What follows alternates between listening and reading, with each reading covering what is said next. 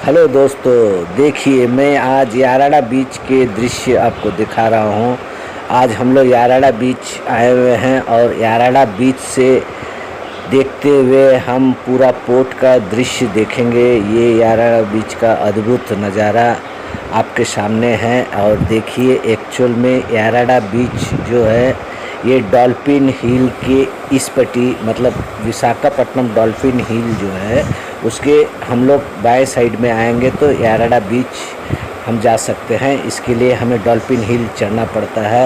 Actual में उस समुद्र में नहाने के लिए बैंड है, वहाँ बहुत गहराई है। पोर्ट सामने होने के चलते समुद्र बहुत गहरा है, लेकिन बहुत ही खूबसूरत समुद्र है।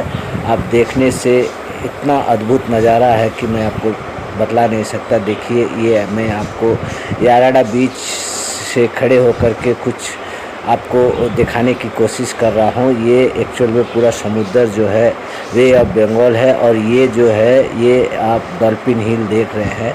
इसका एक्चुअल में जो पहाड़ है वो डॉल्फिन की नोच की तरह रहता है। और याराडा बीच में हम लोग सब गए थे और हमारे टीम के साथ हम लोग वहाँ घूम रहे हैं। और याराडा बीच के पीछे में जो आप रिसॉर्ट्स देख पा रहे हैं वो Haritha restaurant and bar and restaurant है। उसी पे हमारा आज लंच है और हम लोग उसी पे गए हुए थे। देखिए हमारा दोस्त हेलो बोलिए सब हमारा गेस्ट है और हम रेस्टोरेंट में बैठ करके लंच कर रहे थे और वहीं पर ही हम लोग बहुत सारा समय स्पेंड किए। स्पेंड करने के बाद हम लोग खाना पीना करने के बाद याराडा बीच में घूम करके उसके बाद हम लोग वहाँ से सीधा पोर्ट के लिए निकले। और हम जो पोर्ट के लिए पहुँचे वहाँ का आपको दृश्य पोर्ट का पूरा मैं दिखा रहा हूँ। विशाखापट्टनम पोर्ट का जो दृश्य आप देखिए, अद्भुत नज़ारा है। ये याराडा बीच और पोर्ट दोनों एक साथ ही करना पड़ता है। ये पोर्ट के अंदर हम लोग चलेगी। ये फिशिंग हार्बर दृश्य है वो दिखाने की कोशिश कर रहा हूँ। ये फिशिंग हार्बर है। हम लोग फिशिंग हार्बर सबसे पहले पहुँचे। दोस्तों मैं आपको एक चीज़ कहना चाहता हूँ, हमारे चैनल पे आप नए हैं तो हमारा चैनल को लाइक कीजिए और सब्सक्राइब कीजिए। मैं इसी तरह का वीडियो मैं आपके लिए लाता रहूँगा। चलिए आगे बढ़ते हैं। फिशिंग हार्बर हम जैसे ही पहुँचने के बाद देखे मछलियों का पूरा एक बहुत ही बड़ा बाज़ार लगा हुआ था। ये इंडिया का सबसे बड़ा फिशिंग हार्बर है। यहाँ डेली लाखों करोड़ों का कारोबार होता है। यहाँ पर ही समुद्री मछलियाँ जहाज़ से पकड़ करके लाया जाता है। उसके बाद ड्राई फिश सुखा दिया जाता है। बड़ी बड़ी मछलियाँ शार्क, वेल, टोना फिश और चिंगड़ी और केकड़ा और ऑक्टोपस, उसके बाद जेली फिश। हमें जितना मछलियों का नाम मालूम था हमने बोलने का कोशिश किया। उसके बावजूद भी बहुत सारा मछलियाँ है जो मैं जानता नहीं हूँ और कभी देखा नहीं हूँ। उस टाइप का मछली यहाँ पर देखने के लिए मिलता है। और उसके बाद जो ड्राई फिश होते हैं वो ड्राई फिश का तो मानो पहाड़ सा लगा रहता है।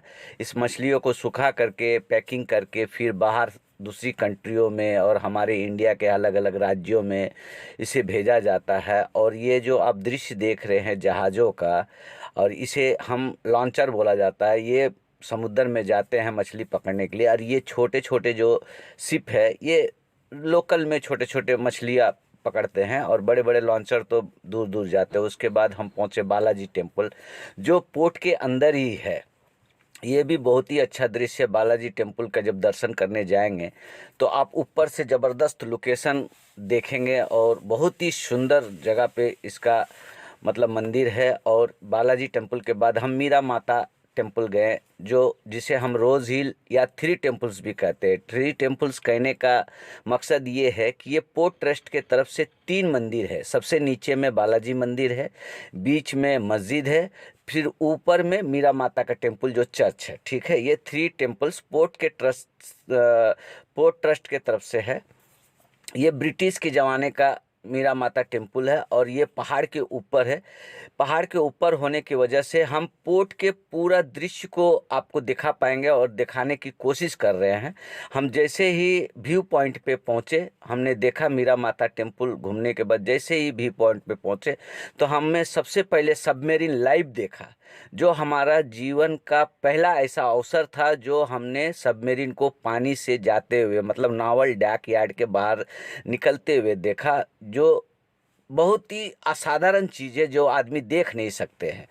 और ऐसे तो सबमरीन म्यूज़ियम हमने बहुत बार देखा, लेकिन सबमरीन पानी के अंदर से लाइव जाते हुए मैंने पहली बार देखा।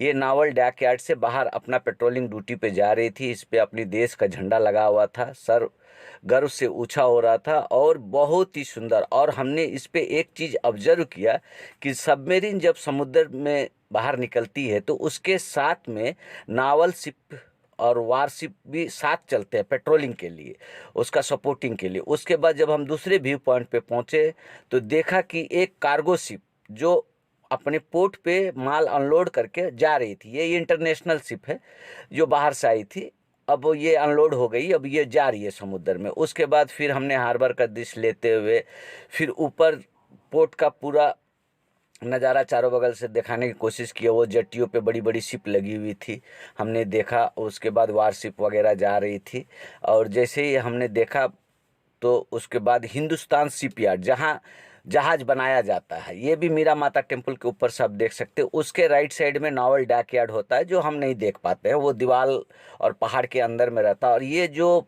दो पहाड़ के बीच में आप समुद्र की जो ये देख रहे हैं उसकी गहराई मिनिमम 200 मीटर से भी ऊपर होगी। उसके बाद हम सागर दुर्गा टेम्पल गए, वो भी पोर्ट के समुद्र के उस पटी था।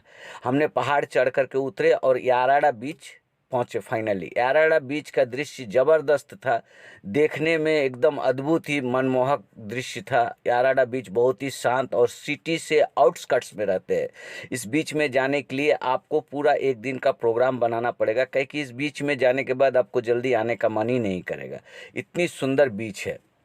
इस बीच को देखने के बाद हम लाइट हाउस पहुँचे। लाइट हाउस जाने के बाद हमने लाइट हाउस का दर्शन किए, लाइट हाउस से ऊपर का व्यू पॉइंट देखे, समुद्र में एक जहाज़ खड़ी थी, बहुत ही सुंदर। दोस्तों, मैं इसी तरह का वीडियो आपके लिए लाता रहूँगा, लाइक कीजिए और सब्सक्राइब कीजिए। शेखर, थैंक। मैं दीक्षिता ट्रैवल से मैं इसी तरह का वीडियो आपके लिए लाता रहूँगा। ये ऊपर से जब लाइट हाउस के ऊपर से हम देख रहे थे तो बहुत ही अद्भुत नज़ारा और बड़ा सा दृश्य दिखाई दिया। धन्यवाद, थैंक यू।